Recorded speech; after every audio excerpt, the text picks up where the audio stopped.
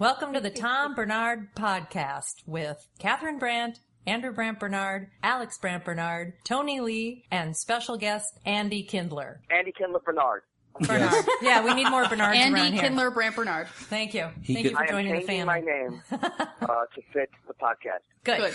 I think the only proper thing, if you do that, if you go that far, that Andy Barnard should change his name in your honor through your inspiration to Andy Semitic Barnard. I like that. And I'm going to change my name to Andy Misty May Trainer. Tony Lee is not with us today because Tony he and his lovely wife are having a baby. Not like right now, but he's not able to do the podcast today because they're expecting a baby at any moment. So it will be just us. What I was going to do to you originally, Andy, is when Catherine introduced everybody, I was going to go, all right, we're going to go to our expert now on legitimate rape. And here he is. Oh, what? My. Now you got to have a field day with this Representative Todd Akin guy. He says now he's going to stay in the Missouri Senate race after making comments that women's bodies can prevent pregnancies in cases of, quote, legitimate rape. Oh, I know, what an idiot. What does that even mean? I think that the more they just try to delineate between what legitimate means, it's probably not, the semantics is not going to help them at this point. I wouldn't think so. But I just tweeted that 45%. They just had a poll this morning, and they said, and still 45% of Missourians still support him. No way. In a new poll, 45% of the Missourians don't understand thinking. Yeah. Yeah, so that's probably true. We're just going down the list. You're involved now with Bob's Burgers. You're involved with the David Letterman show. But you have an announcement about what you're going to be doing. What is it, 2 weeks? Oh, no, next week. Oh, it's next week? Unless we're recording in the past. We're not recording in the past, are we? I hope No. we're recording Not yet. Because you're not. But this show does not involve a time machine, I hope. I hope not. No, next Monday, I will be at the Republican National Convention for 4 days in a row. I will be reporting via satellite, which I've always wanted. I did that in 2008 too. I'll be in the belly of the beast at the Republican in Tampa in August at the Republican National Convention. And you are kind of a communist yourself, so that's what you mean by belly of the beast. I voted for Obama twice last time. I disguised myself Can't get enough. as my neighbor to vote for him. So I am an Obama-tarian. So I hope to get on everyone's nerves. You know, it was really funny. I was talking to Nick DiPaolo last week, and I mentioned you're going to be, oh, by the way, KP was on yesterday. KP Anderson was on yesterday, and he was raving about being on the road with you back in the day. Yeah, we had fun. And he loved it. In the old days, we had fun, even though we used to stay in terrible condos. That was the thing about being a comedian in the 80s, was that the word hotel was something that would make most club owners shiver with their and grab their wallets. Hotel, what do you think this is? The Waldorf? And they put us in terrible apartments that were cleaned up by somebody who might or might not have worked at the club. Yeah, well, that's probably true. No question. So you'll go in. Now, first of all, when do you do Bob's Burgers? Is that season already recorded? When do you do that? They're currently I'm a recurring character because, you know, Tom. Right. I don't ever want to be a series regular because that would make me too comfortable financially. I wouldn't want that. I try to keep myself hungry, literally. So in this particular case, I'm a recurring character, and right now they're recording a new season. I think it's the third season that's being recorded right now. Right. So you'll be in it every couple of weeks. Is that how this works? I'd like it to be every couple of weeks. It's been it's more like in fits and spurts. So they may call me out of the blue sometimes. I think I'm on about the first year I was on about 3/4 of the episodes. And now I might be on about half of the episodes, but I'm not going to take that as a sign that they're getting disgusted with me. No, I wouldn't anyway. But I enjoy it though. I use the exact same voice as my regular voice, so it's very easy. It's kind of like you and Gilbert Gottfried in the I shouldn't mention the Aflac duck around Gilbert, I suppose. No, I think he's probably over it by now. He probably is. It's true. Yeah, he probably is. Yeah, he seems like he might be slightly neurotic. Yeah, we go that route. Gilbert, you can be considered to be neurotic, no question about it. You get that impression a little bit. No question about it. So now, as far as Letterman is concerned, you got to be loving that. Well, this whole show has been a dream come true for me to be on the show. So, and every time I'm on it, I kind of still can't believe it. And then to be on it 4 days in a row, I hope I don't sink the ratings, but for me, it's going to be fantastic. Well, I heard because of you, Jay Leno had to take a $10 million a year pay cut, but you know. Well, you know what? With Jay Leno, he took the pay cut, and he also got rid of, I think, 10% of the staff. But he did remind the staff who was leaving that he still hasn't touched his TV money. Because he's constantly telling people what human being would tell another human being, oh, by the way, I never touch my TV money. I only spend my corporate money. So I'm a very, very, I mean, what is the matter with him? I'm hoping you can tell me what's wrong. He actually did that. He did that. For years, he's been telling people about how he has never touched one penny of his Tonight, I won't call it the Tonight Show. I call it the Jay Leno Show money. Right. Well, I'm here to kind of balance the scales because I've touched every cent of my KQRS money. I also would like to go further and say I'm also in debt $60,000 or $70,000 on credit cards. I go the extra mile. You're doing your part. How much does he make? Yeah. Does anybody know? Jay? What's that? How much does Jay make? Does anyone know? Well, it's about, I think he was making between 25 and 30 million a year. Jesus. So now he's down to 25 million a year. I'm very concerned about him. I hope that he's able to buy enough crazy cars still. Cars made out of tin cans, cars made out of other cars. I hope that he doesn't have to give up one of his huge warehouses of junk. Yeah, and how many, he's got a huge car collection too, right? Yeah, Studebakers, and I don't even understand it. It's like, how many cars can he drive? I don't know. And he loves to drive around town in them too, because he loves to draw attention to himself and then show everyone how cool he is. I don't know I think you could probably write many books, and there could be psychological studies will be in the future about what exactly went wrong with Jay Leno's mind, because everyone loved him.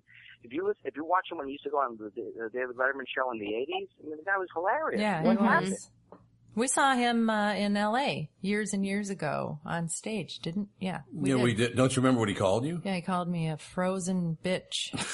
What? Here's what happened. I usually call you that too. So what happened was we were at the comedy. There's a reason. We were at the Comedy Store, and there was a comedian up on stage, and he was doing the whole, women are all bitches and women are worthless and blah blah. Women suck. Horrible. Charmer. What was his name? Do you remember? No, I don't remember the guy's name. I don't think he made it big in the world. Doesn't sound like he would. He was a mean guy. Finally, Andy, as you know, I'm very even keeled. Somebody, so finally my wife had enough, and she goes, "Why don't you shut up?" Right? She heckles the guy. Good Just for a little you, heckle. Mom. It wasn't Go, even Mom. a big heckle. He should have been able to handle it.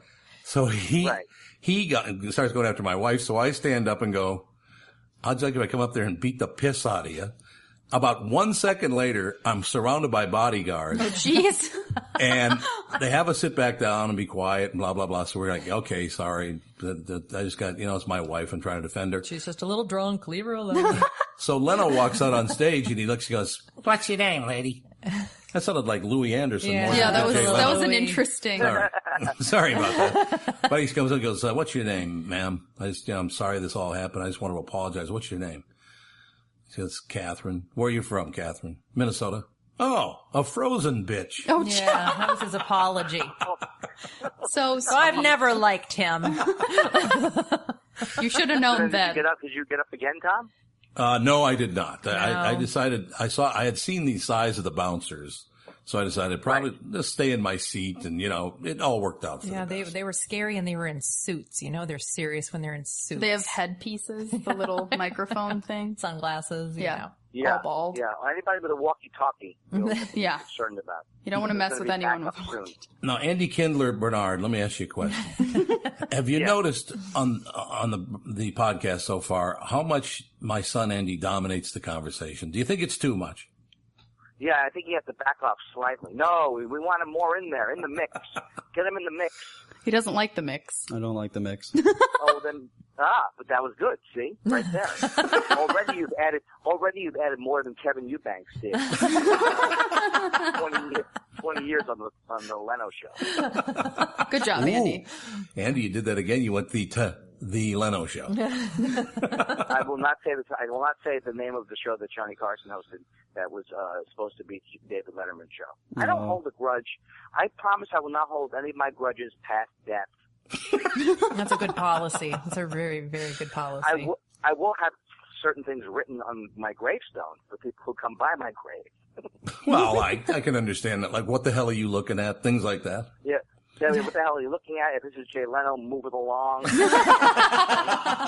Go buy another car, Jay. Robin Williams, don't do any bits around my grave. Oh, jeez. Because there's somebody else's anyway. Oh. Whoa. Alienating everyone. Does Jay Leno... I'm sorry, MasterCard, that I couldn't pay. Does Jay still have that policy where he has to be the funny one and no one else can be funny? I think that really is true. I mean, that thing, I think, like, Johnny Carson and David Letterman have this thing where they don't, I think it's a matter of being comfortable with that you are a funny person so that you're not afraid to have people around you be funny. But I think Jay has to be the top dog all the time. That's why he makes sure that all the bits on the show are bad, because he doesn't want to compete with his 75-minute monologue. You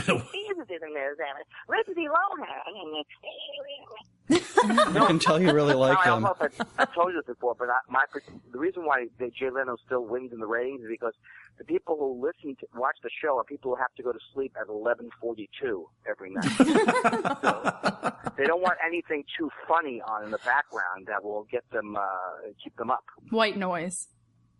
They want exactly white. In this case, actually, I thought if I was rich, if I was a member of the 1%, instead of like one of those sharper image sound machines, I would pay Michael Winslow to stand by my bed to do sound effects. Do his police siren, I could see that working. Nobody knows that reference anymore, Tom, Michael Winslow. I'll take care of you on that one. That's not a problem. Police Academy, they'll know that. Everyone, even my generation, knows that one. Typically. Even us young folks. Yes. Youngsters. If I had a horn or a whistle, I would set it off. Andy Kindler finally got Andy Barnard to talk on the Tom Barnard Podcast. Twice. That is very whistle. good. You're good. Maybe you can come over and give him some counseling. Andy to Andy. Man to man. Andy to Andy. I'm available for Skype counseling. Okay. Like web therapy. Have you ever seen that show? I have with Lisa Kudrow she's great. on the Showtime network. Yeah, Yeah. That sounds like a good gig because I like the idea that TV show is made. You don't have to leave your computer. That sounds like a good gig for me. So I am available should they want me. For 3-minute therapy. Yeah. I like it too. 3 minutes of therapy over... It started as a shorter show, right? Yeah, it's like, I don't know, 22 minutes or something like that.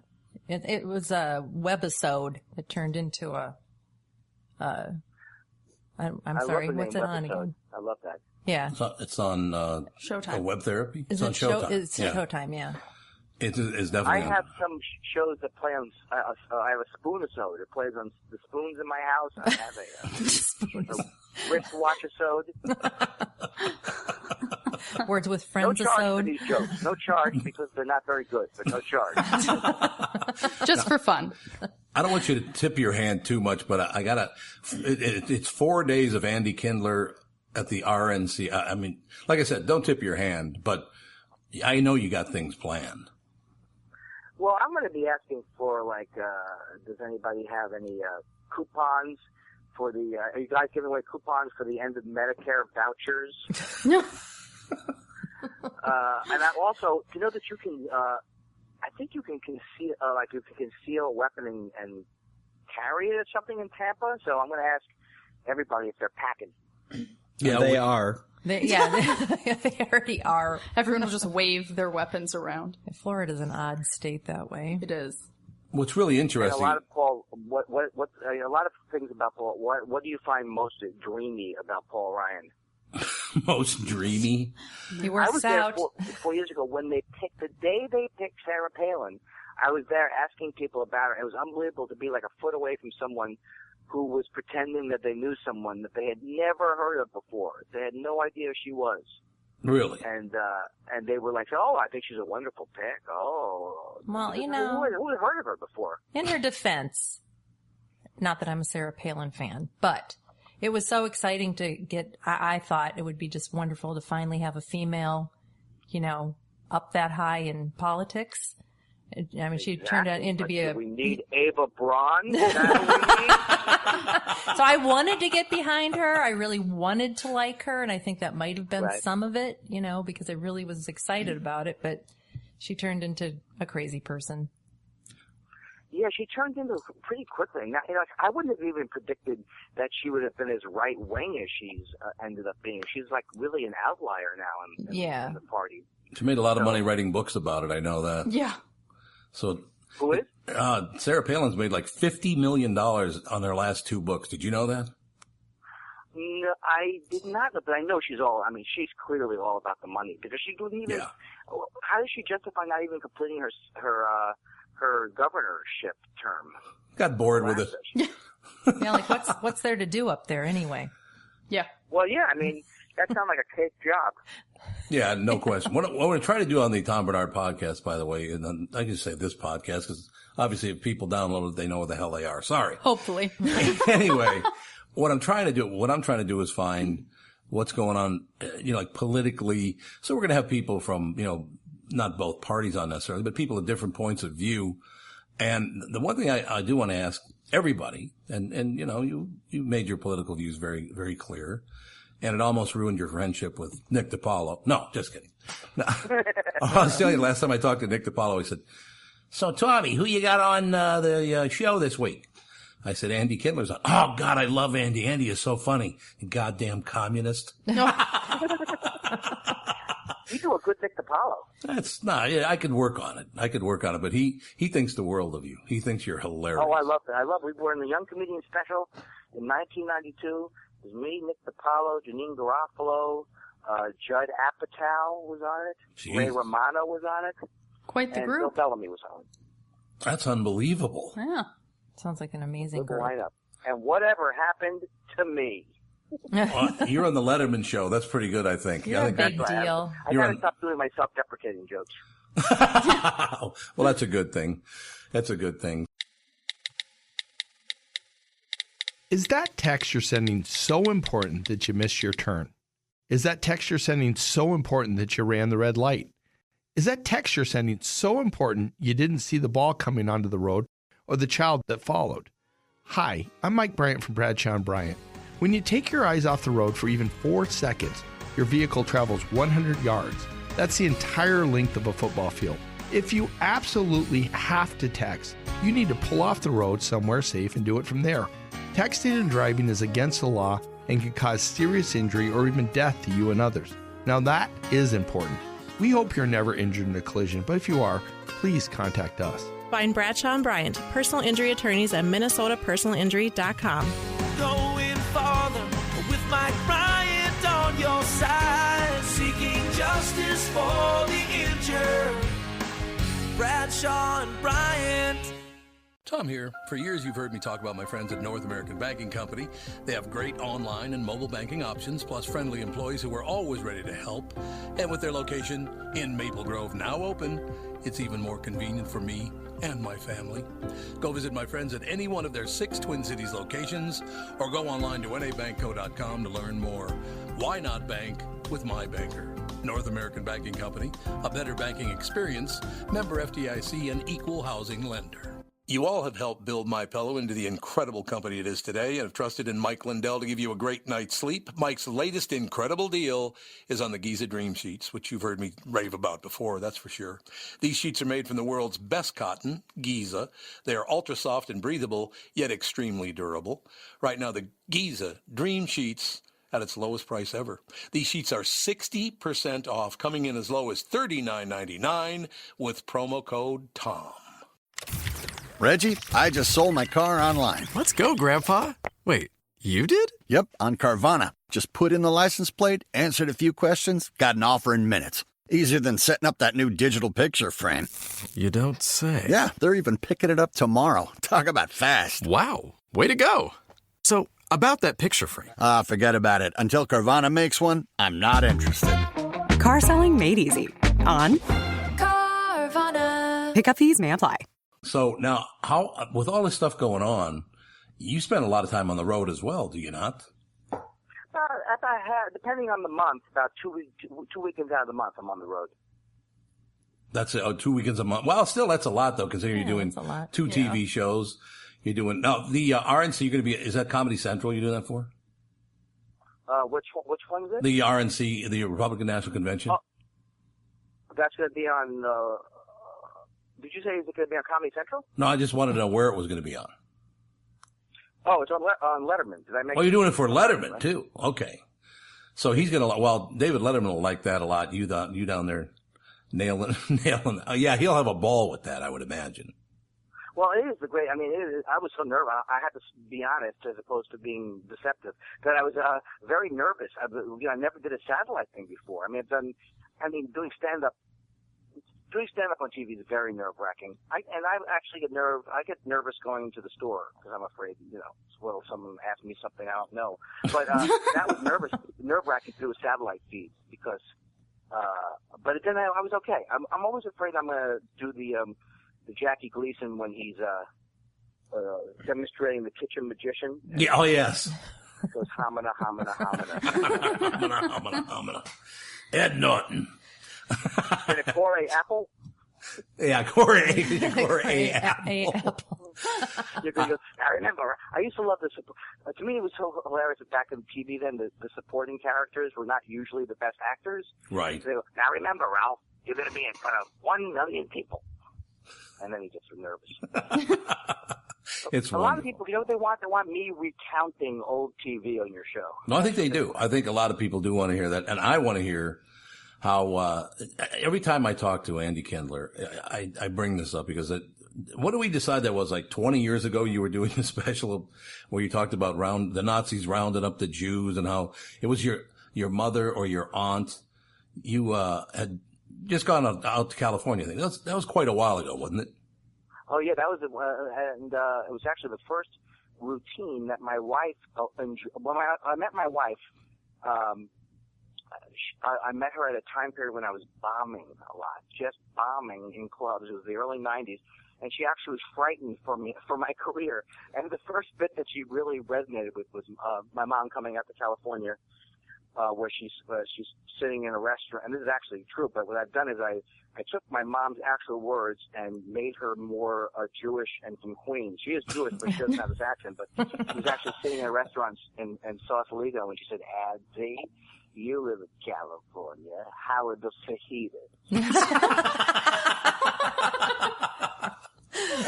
And Tom, just recently I was at my mom and dad's house, and this was like, Joe Paterno. It was after Joe Paterno died, and there was all the stuff going on. So I walked down the stairs in the morning, and my mom says, she's reading the paper, she goes, "Things are looking worse for Paterno." Really, Mom? How much worse could it be? Dead. Yeah, he's looking worse. Things are looking worse. Well, and many people do not know, but I believe it was your mother that actually invented hip-hop speech. Yes, because my mother used it all the time. It's good. My mom used expressions way before they were popular. She was the one who started them. She would say, "Adzi, somebody left the phone off the hook." "Adzi, get back inside because your friends are in the house." "Adzi, I told you your uncle's back problems are chronic." see if your nephew is still in the crib. I love her already. She sounds like that joke got a better reaction on this phone call than it's ever gotten in a club. Oh, it's hilarious. And for everyone listening, we already have an international audience. It's kind of weird with podcasting because people listen to you around the world. It's very odd. We got people in Korea. What's going on? Korea, shout out. What up, Korea? How do you say this guy sounds like a prick in Korean? No idea. Hey, for my Korean friends, kamsamida. Oh! Check him. I know about 4 Korean words. So what does that mean? Thank you. Kamsamida? Yes. Oh. Sababnim, teacher, sababnim, kamsamida. How did you know? How did you learn that? Taekwondo. I've been taking Taekwondo because I'm a short man, as my friend has nicknamed me. I am Senko de Mayo is my nickname because I'm 5'5". You're my height. I've been very scared my whole life, so I took Taekwondo to overcome my feeling of fear and dread as I walk down the street. That's a true story. It's a true story. I've been taking it for 17 years. I've been taking Taekwondo. I will tell you this. Wild. The last time I saw you walking down, you were running down the street because you're trying to make a dinner appointment. But I was late. you were not late. You were actually right on time. You're just a very considerate person. I was standing there with my son, Andy Barnard, not Andy Kindler Barnard. We were standing there, and I said, as I leaned over, because I didn't recognize you right away, and I said, Andy, don't lip off to that Jew. He looks plenty tough. It's true, he did. We were both a little scared. The word intimidating has never been used in reference to me. I don't know. Well, intellectually. Now the whole Taekwondo thing, that's, tell me the difference between that and karate. It's a Korean martial art, and it literally means the art of punching and kicking. It emphasizes a lot of kicking over the Japanese martial arts are more like different style, quicker, different style, like more shallow kicks, and Taekwondo really emphasizes flexibility, which for someone like me, who is rigid emotionally. I've never found that to be the case, but, that's just me, I suppose. Okay. Well, my posture's gotten a lot better. I mean, I used to be like looking at the ground constantly. I don't know, I was just my head down. And so it's really changed my life in many ways. But I haven't had to ever use it. I hope I never do, because I don't want to be crying as I'm applying the technique. Now you stopping uncontrollably. And thinking about that, I assume the person in Korea, or the people that are listening in Korea that show up on the analyticals, I'm assuming that Kim Jong-un is one of them. So if you want to put in a good word for all of us in Korea, I wouldn't mind that. Please do. Well, there's a whole bunch of Taekwondo things that happened and splits that happened because between South Korea and North Korea in terms of, it's a very complex history with the Taekwondo and everything, which I keep forgetting. My teacher tells me, and then it goes in one ear and out the other. Yeah, well, you don't really have to worry about that when you're kicking somebody. A question I do have for you, because my wife does this to me, and since 17 years, you said you've been taking Taekwondo. 17, right? She punches and kicks him. No, that's not. Rumors. So you're riding along in the car. Does your wife drive, or do you drive? My wife drives when she can. She would prefer to drive because she doesn't enjoy my driving because of the constant looking around and obsessive compulsive behavior I have in the vehicle. Sounds like my dad. We could have a conversation. So here's what happens, because I always am in the passenger seat as well. My wife is driving because, again, the way you put it was perfect. My wife hates my driving. It's true. I'm sorry. I love you. But here's what happens. If somebody cuts her off, if somebody makes a lane change improperly, if somebody does anything wrong, she will lay on the horn, give him the finger, and then point at me. No, do not. That's a fact. Lies and slander. My wife does have a similar. Ken is prone to having a similar temper in the car, and I always say, do not get me involved. See, I do not want to be involved in whatever altercation that you're going to cause. Yeah, Tom's always saying that. You're going to get me killed. That's what's going to happen. They're going to come out and kick my ass. My wife, the other thing that drives my wife nuts is when, someone will let her in, and so instead of her, waving to thank the person, I always have to wave as well. It drives her nuts. Can I wave on my own to thank the person? You also have to give them a salute of some kind. I do want to get your take on the passing of Phyllis Diller. She's a legend. I actually met. It's so weird, funny. I was thinking today. I realized I did actually meet her, and I can't remember the actual context. It was some kind of game show thing. And I remember that she was so sweet. She really was an extremely sweet person. And there was actually kind of a great documentary that came out a few years ago about her that I saw in a theater in L.A. And it was really excellent. And she she just could not. I mean, I don't know anybody in the business who had anything negative to say about her. You know, she was such a classic comedian and just so professional and so great. So it's like it is kind of sad. Although I guess her son said she died in her sleep with a smile on her face. So talk about living a full life. Yeah, it's a good way to go. Do you know why she had a smile on her face? Because she never touched her Tonight Show money. So that's it. That's that is a good callback, my friend. Hey, whatever. You've always been far too kind. There's no question about that. One of Phyllis's lines that I remember is, when I was born, instead of slapping me, the doctor slapped everybody else. Well, you slapped my father. Hey, that's the thing too. Can you imagine that how the odds were stacked against somebody like her, and how amazing she did, how brave she was? I'm sure when she started, and I can't even imagine. Oh yeah, it can't have been She must easy. have been treated like crap. I'm sure. Well, and I think as time goes along, people will more. I mean, not that she already hasn't established a legacy, but I think people. It's the type of thing like, you know, they'll even remember more because she did a lot of stuff. I mean, she must have been on Ed Sullivan and stuff like that, wasn't it? Oh yeah, she was right? for sure. She was on the Tonight Show a lot too. There's plenty of footage. I should remind you that you only have a couple more minutes, and the reason I know that is I heard the steel drum band outside your door there just now, alerting you that you're about 2 minutes to where. So you're headed off to take a nap? What are you doing?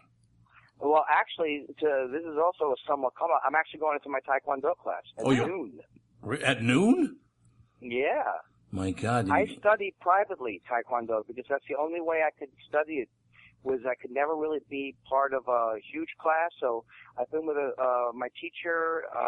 We've had a few people at times. Sometimes it's just been me, but it's been that way so that he kind of like goes with my schedule. It's like having it's a very Hollywood thing, right? I have my own Taekwondo teacher. You're so fancy. Very fancy, and of course I bring my makeup. It's so Leno. You bring who with you? A makeup person and a wardrobe.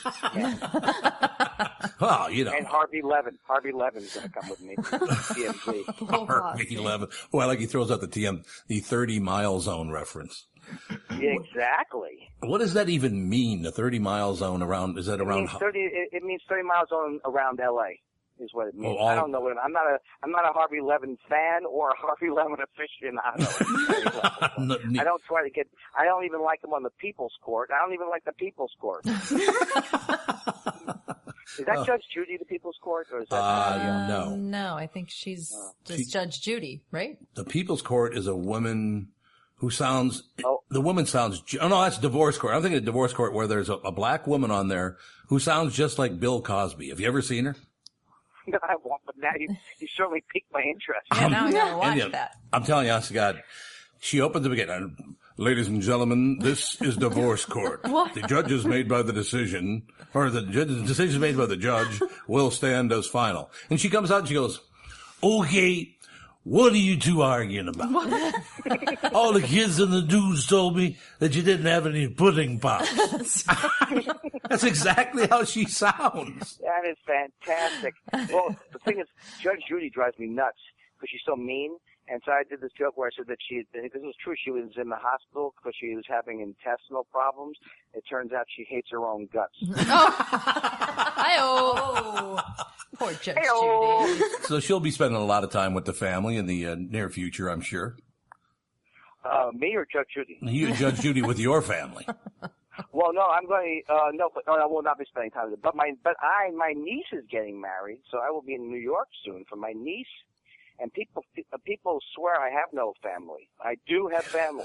Congratulations. You were just in Canada at a wedding, weren't you?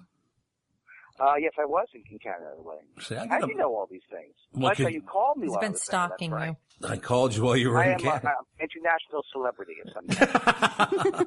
Well, unfortunately, you have to go, and I don't like that. You have to go punch and kick somebody. You don't hurt anybody, do you? This was so much fun. I hope that I launched the podcast into the stratosphere with our numbers somehow. Well, I'm sure that'll be the case. We'll make sure and tweet. Oh, yeah. You know what? That's very important that you tweet that you've been on because it like triples the number of people. It tells your fans that you're on because otherwise they have no way of finding out, actually. Okay, so I will do that right as I get off the phone, right? Yeah, that'd be great. It's just Facebook, tweet, mention, hashtag, LinkedIn. Oh, listen to this. Apparently you got a new full-time job, Andy. What is the address I'm going to? It is Tom Barnard Podcast, Barnard. Oh, beautiful. Tom Barnard Podcast. Beautiful. Podcast.com. And then all your fans out there, because I know you got like 55,000 Twitter followers? I'm right at that level right now, and I measure my self-esteem by how many followers I have. I have 65 followers, so you're really much cooler than me. We're building. Between me and you, we have almost 56,000 followers. Andy, the next time you're in Minneapolis, St. Paul, please come by. I'd love to do one in person. It'd be great. Yeah, that would be lovely. I would love it too. That'd be great. Yes. That would be fantastic. I'm looking forward to it. You're a beautiful man, Andy Kindler. Thank you. You were a delight and a treasure. Family. It was a family podcast, and I love it. I love it too. Thanks, sir. Okay. Okay, you have a great day, guys. Thank you so much. Too. You too. Bye. Okay, bye-bye. Bye. When you go to a restaurant, you expect the chef to be an expert. You expect your auto mechanic to be an expert when it comes to fixing your car. You judge them both by the results of their work. Josh Arnold is an expert in investments and planning your financial future. Josh Arnold is my expert, and he should be yours too. I talk to Josh every week, and he understands the market and the economy, and he knows how to plan for your retirement. Don't put it off another day. The man with your plan is Josh Arnold. Call Josh now for a no-obligation 48-minute evaluation. You've got nothing to lose, and you'll have an expert planning and managing your financial future. Call Josh at 952-925-5608. That's 952-925-5608. Investment services offered by Josh Arnold Investment Consultant, LLC Security Investment Advisor. Past performance is no guarantee of future results. All investments involve risk. All comments and opinions are Josh Arnold's and do not constitute investment advice. Tom Barnard is a paid endorser. What we like to do on the Tom Barnard Podcast is also go to some Twitter stuff. Actually, this is a good time. Too fancy. To let everybody. He's cool. And people who don't live in the area have no idea who the hell I even am. Minneapolis being the area. Well, whatever. But in any case, I've been doing the same morning show at KQRS Radio in Minneapolis, St. Paul, Minnesota for 27 years. And I've always wanted to work with my family, Catherine, my wife, Andy and Alex, my son and daughter. And so finally, the people I work with were nice enough to say, you know what, why don't you go ahead and do that? To me, it's one of those situations we sit around. I told KP Anderson yesterday, we watch The Soup together on Sunday nights whenever we DVR it, obviously. And then watch it on Sunday nights. And I just said, you know, all the stuff that's said in this room when we're together, whether it's at the dinner table or it's watching The Soup or whatever we're doing, watching a sporting event, because Andy doesn't show up for those, though. No. Neither do I, really. I play Words with Friends while that happens. That's a father-daughter event. Yes. Well, you like baseball. Sporting events. I like it when you go see it live. I don't like watching it on TV. So this segment, why don't we use this segment to kind of introduce you guys to everybody? So my name is Tom Barnard. As I said, I've been in radio for my whole life, and just wanted to do a family project together, a family podcast together. Get together with as many friends as we possibly can. We're going to do some serious things as well. We have, some serious interviews coming up, but I just have a lot of friends in the business, like Andy Kindler and KP and Nick DiPaolo, and you get on the list of people. It's just a nice time to sit down. It's kind of like we're trying to create the atmosphere of being around the dinner table and kind of just talking with friends. So, Catherine, you have like a 3-minute speech. I do. I've got one prepared. Let me go consult my I wrote it speechwriter. for her, so blame me if it's bad. Excuse me. Am I supposed to talk now? Really? Talk about yourself. Oh, look at, can I say one thing? Talk amongst yourselves. Oh, no, you're not allowed to talk. Oh, there we go. Let me just say one thing. No. Andy Kindler on Twitter.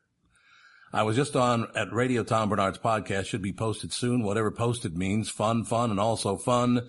TomBarnardPodcast.com. Yay. What a nice guy. We love him. But it does. It's true. If the people tweet about it, their fans know to listen. Right. So they can hear that. Yeah, it's obviously that they can hear Andy. I still just don't understand this whole Twitter. I mean, how did this all happen so fast? Twitter's one of those things that I don't understand. I mean, I'm 23 years old and I'm supposed to be went to college for journalism and I know all this stuff about social media, and Twitter, I don't get it. And I think it might just be one of those things that I just don't connect with it. So I just don't understand why anyone would do it. But I mean, it's a huge thing. It's huge. So important to so many people and businesses, and all this stuff, but it's just, I have a hard time figuring out what Twitter's all about as well. Well, you go on these, on people's pages and they'll have 6 followers, but they're following 2,000 people. Yeah. Those are stalker people, and don't let them follow you. No, but I think that might be actually pretty common for people to want to connect with people who they would never be able to talk to. That's the Twitter. thing. Yeah, it's like I can follow, I went to school for fashion, so I can follow Marc Jacobs and see pictures that he posts and where he's traveling to and what Marc Jacobs is up to. And it's kind of like, to that regard, I get it, because you get an inside look at celebrities' lives, kind of, and you feel connected to them in that way. So I get that. So you really think it's kind of a celebrity culture? I think that's probably what it started as. Now it's kind of this whole other entity that I don't even get. That's the thing. Like, where it is now, I'm just kind of like, what? I don't know. I think I'm just too chatty to be on Twitter. Because it stops me from talking, and I'm like, no! No, it is. I've got things to say. How many characters do you get? 140. 140. And I need like faces, 2,000 to just that's what Facebook's talk for, about my breakfast. What about, Andy, you're into Twitter, I know. No. Just tweeting up a story. I think I've made like 5 posts or tweets or whatever. Oh, you have a Twitter account. See, I made him I'm get not even one. following you because I didn't even know you'd have one. No, you're following him. Yeah, you are. I went on your thing and I made him join Twitter, and I went on your thing and you followed him, and he followed you because of me. I didn't even know. This family would fall apart without me. You are. I should mention glue again that holds us together. at this point that Tony Lee is not here today. Again, he and his wife are expecting a baby any day now. Little baby. So he's going to be coming and going for a little while there. And actually, it was suggested, I think, by Tony and Sean and Catherine, that we maybe ask Joe Anderson to fill in for him whenever he can't make it in. Yeah, he was great yesterday. Joe was great. Very nice. Yeah, he's very natural and didn't feel forced or anything. He sounds great. Except he was waving that purple cast around violently. Yes, he was. It's true. A couple of tweets here. Jack Black was on the KQ Morning Show this morning. Turned out to be a really nice guy. I've heard that he's very nice. I know, until Bernie. Oh, because you liked yes, Bernie. That's true. He was I liked really School of good Rock a lot. I really liked that movie. You're playing music on your that? phone. Mom, you should. I was like, what do you got on? You should. We have a minstrel. What are those things called that minstrels used to play? Lute. A lute. Yeah. There Your you go. phone has made about 15 different noises. You should just not have it here. Well, he's got Andy You're not Kindler on, allowed. and all of a sudden the table starts vibrating. I'm like, what the hell are you doing? Little Adele playing in the Set the mood. In any case, so Jack Black was on this morning about the movie Bernie. It's coming out on Blu-ray and DVD today. Oh. And he was a very nice guy. He's kind of shy in a way, actually. Really? Yeah, when you talk to seems me. like such a wild, crazy frat guy. jerk. Yeah, yeah. But the first movie I ever liked him in was Bernie, the movie he was there talking about. I think it's because Hollywood points these guys, whether it be, we talked about John Belushi back in the day, and then Chris Farley, and then Jack Black, and then Zach Galifianakis. I think these guys in their own right are good actors. They just get all pointed and boxed in. Pigeonholed. Absolutely. Yeah. That's the word. This is how you want it. You want to do it. So, because I'm here to tell you, Jack Black in Bernie is phenomenal. I really wanted to see it. Oh, you haven't seen it yet? I haven't seen it. I saw a trailer for it like a year ago, and then it's an indie film, right? Yeah. Yeah, it's not. It looked really interesting. I thought he was really good. He was phenomenal. I mean, I was completely shocked. Did all his own singing. Really? And it was wonderful. Yeah. Wonderful Seriously, singing. He was really good. Well, he has a band, right? No? Yeah, Tenacious D. Yeah. I did not know So- that. Yeah, Tenacious D. Yeah, It's not yeah. like I always forget that.